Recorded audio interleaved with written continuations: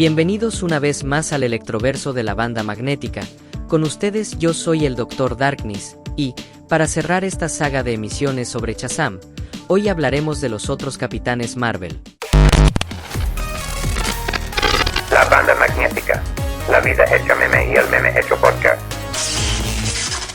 En este punto, si han seguido esta serie, ya sabrán de cómo la demanda de DC acabó con la era dorada de Shazam, y cómo todo esto ocurrió, pues DC acusaba a Shazam de ser una vil copia de Superman. Cierto o no, el éxito de Superman trajo consigo infinidad de copias del personaje, tratando de capitalizar en el éxito del concepto. Incluso hoy en día, al ser Superman el arquetipo del superhéroe, sigue teniendo sus copias, parodias y, últimamente, muchas versiones malvadas, como lo son Omni-Man o Homelander. Pero Shazam no se queda atrás, pues fue todo un ícono cultural, y como hemos explorado, su caída solo sirvió para dar origen a otros héroes que tomaron ya sea el nombre, como Mar-Vell y luego Carol Danvers siendo la Capitana Marvel, tal cual, siendo una copia como Marvel-Man, o una reconceptualización como Miracle-Man.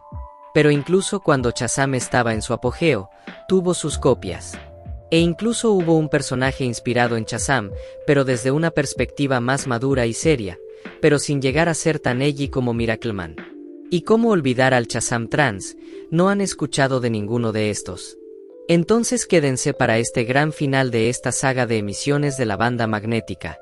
Y aunque me gustaría mencionar a todos, solo hablaremos de algunos de los más curiosos, porque si no quizá jamás terminaríamos.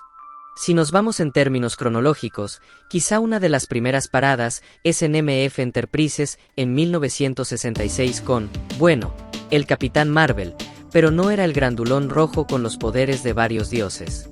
En realidad, su creación fue más parecida a Brad Pack, donde el creador estaba algo desilusionado con la industria, y su forma de vengarse fue con un cómic burlándose de esta. En el caso del Capitán Marvel de MF Enterprises, no solo tenemos el nombre, pues en este caso, se trataba más bien de un robot que era la esperanza para la humanidad y tenía un sidekick niño llamado Billy. ¿Baston? Sí, no fueron sutiles. Este Capitán Marvel también tenía su propia palabra mágica, en realidad dos, Split, la cual le permitía separar partes de su cuerpo para manipularlas a distancia, y Sam para volver a unirse. Además, tenía un par de botas que le permitían volar. Pero un contemporáneo, tan solo un año antes, también tomó inspiración de Shazam, aunque de modo más serio.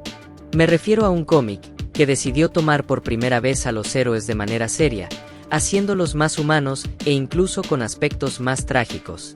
Y no es Watchmen, ni siquiera es Miracle-Man, me refiero a los Thunder Agents.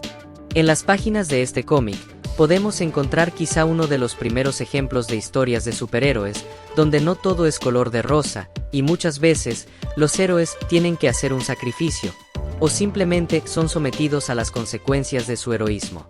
En este caso, el héroe principal, Dynamo, quizá no parezca a primera vista como un análogo de Shazam, pues no es un niño, más bien es un adulto que termina siendo elegido por la agencia de seguridad en la que trabaja para portar el Thunderbelt, un cinturón tecnológico que le permite aumentar su densidad y su fuerza, aunque solo por 30 minutos.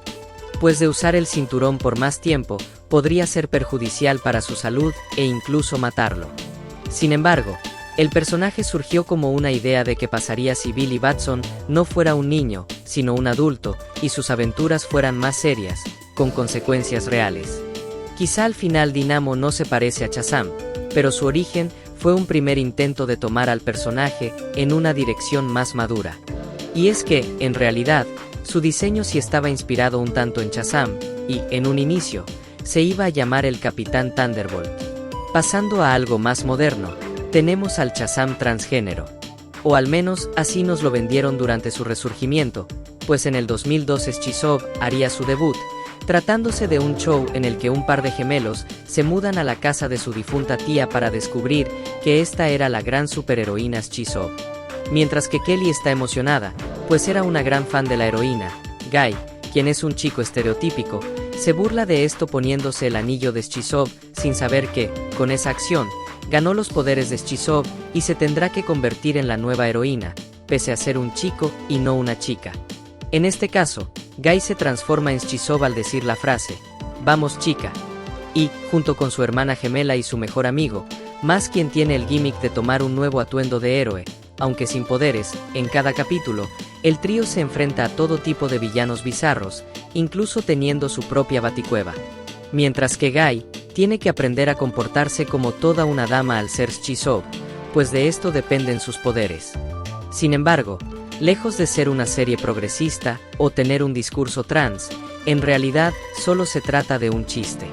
Y en realidad, la serie puede que no apele a todo mundo, pues se basa en chistes de pastelazo y de pedos, que en lo personal me han gustado mucho, pero para la gente que le gusta más el estilo de comedia de stand-up o algo más sofisticado, esta comedia absurda no será de su agrado.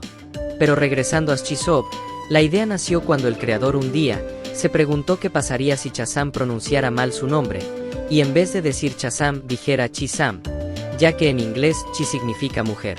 Como resultado, Obi Scott produjo un primer corto en el que un conductor de un camión de basura se topaba con el anillo mágico y se transformaba en Shizov, siendo el chiste como un sujeto, que es lo más varonil que uno se puede imaginar, termina transformándose en un personaje tan afeminado.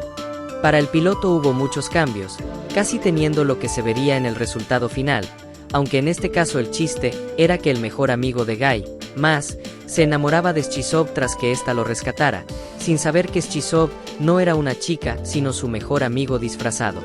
Y es que ese siempre fue el chiste en toda la serie. Guy no se convierte en una chica, solo se termina disfrazando de una, y no es algo de su agrado, pero más bien la situación lo fuerza a esto. Aunque, en defensa de la serie, esto también suele venir como una lección para el propio Guy de que no debería dejarse llevar por estereotipos machistas, pues en algunas ocasiones le toca ser discriminado al ser tratado como una chica, e incluso él mismo en un principio no toma muy en serio sus poderes, aunque poco a poco cambia de opinión. Por otro lado, muy al final de la serie, se nos revela que el anillo lo eligiera a él y no a su hermana no fue una coincidencia. De hecho, Guy era el héroe que necesitaba el mundo, aunque no porque fuera heroico, porque no lo es, sino por todo lo contrario. Su mente básicamente es la de un villano, así que sabrá cómo pensar como sus enemigos. Pero igual le estoy dando demasiado crédito, al final quizás solo era un Johnny Test de bajo presupuesto. Pero si lo que buscan es algo más revolucionario, no se los puedo ofrecer, pero lo que sí les puedo ofrecer es un Shazam que sí nos da un mensaje interesante. Superior, de Mark Millar, aunque no es la obra más revolucionaria del mundo, nos trae su propia versión de Shazam, la cual es bastante interesante y no decepciona. En este caso, se trata de un niño, Simon, quien solía ser el típico niño popular en la escuela, e incluso era el capitán del equipo de fútbol, pero todo cambió tras empezar a mostrar los primeros síntomas de esclerosis múltiple, con la que poco a poco iría perdiendo la movilidad de su cuerpo. Pronto, Simón es abandonado por todos sus amigos menos uno, con quien aún ve películas de un héroe tipo Superman, superior. Sin embargo, todo cambia cuando un demonio disfrazado de un personaje de superior se le aparece a Simón ofreciéndole un deseo. Simón entonces se convierte en superior y, por una semana, es un superhéroe alrededor del mundo, pero tras esta, el mono regresa explicando que en realidad es un demonio, y que si quiere seguir siendo superior, tendrá que vender su alma, dándole a Simón 24 horas para elegir. En un principio, Simón está seguro de aceptar, pues cree que su vida no vale nada sin esos poderes, ya que ni siquiera puede vivir como alguien normal, e incluso es una carga para su familia, pero su único amigo, y una reportera que conoció mientras era superior lo convencen de que eso no es cierto, pues tiene una familia que lo ama. Amigos y un valor intrínseco, como persona que no depende de que sea un superhéroe, o que siquiera pueda jugar fútbol. Ante esto, el demonio Ormon, quien será castigado si no consigue el alma, formula un plan. Convierte a otro niño que buleaba a Simón en un villano de superior, y el mismo demonio se convierte en otro villano, para destruir la ciudad y forzar a Simón a convertirse en superior de nuevo. Al final lo logra, pero la reportera razona que, si Simón realmente es superior, no puede reclamar el alma, pues para eso tendría que morir, pero superior es inmortal. Por lo que, al final, Simón regresa a su forma normal, pero conserva su alma, mientras que Ormon es arrastrado de vuelta al infierno. Ya para terminar, Algunas menciones honoríficas incluyen al Capitán Miracle, un personaje abierto, por así decirlo, el cual fue creado por Levi Atkins, teniendo básicamente la misma historia del Capitán Marvel, con ligeros cambios, principalmente en los nombres y en el atuendo del personaje, que ahora es azul. Esto como respuesta a aquellos que temen usar directamente a Shazam, pese a haber caído en el dominio público en Estados Unidos. Otro nombre interesante es Stormfront, en The Voice, el cual en los cómics se inspiró tanto en Shazam como en Thor, aunque en otro capítulo hay un niño al cual Billy Butcher le corta la lengua, con la implicación de que este era el equivalente de Shazam. Pero una referencia más directa es en Black Hammer con el personaje de Golden Gael, quien, contrario a Shazam, donde Billy sigue creciendo pero Shazam no, Golden Gael en su forma humana se ha quedado con la apariencia de una niña de 9 años. En este caso se explora un tanto cómo esta reacciona a convertirse en una niña de 9 años en diferentes etapas de su vida. Por ejemplo, en su adolescencia, viéndolo como algo infantil, por lo que prefiere no hacerlo, pero conforme envejece empieza a preferir esa edad a ser una anciana. Pero durante la historia principal es más bien un castigo, ya que, pese a tener una mente adulta e intereses adultos, tiene que pretender ser una niña al estar atrapada en esta forma.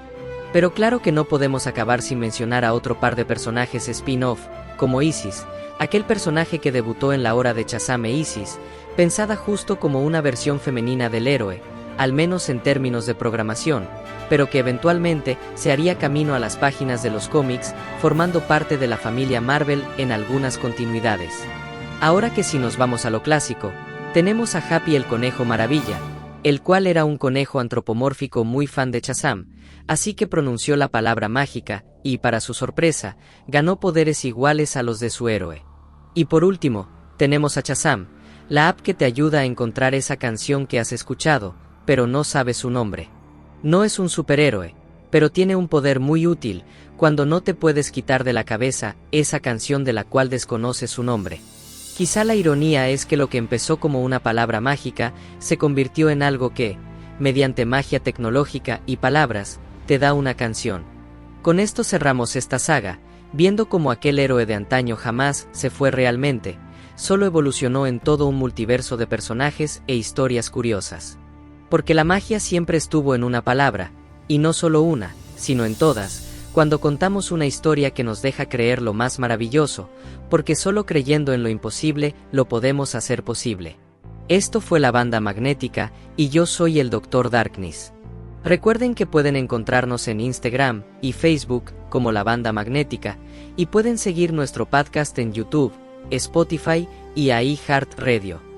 También pueden escribirnos a bandamagneticapodcast@gmail.com. Manténganse maravillados.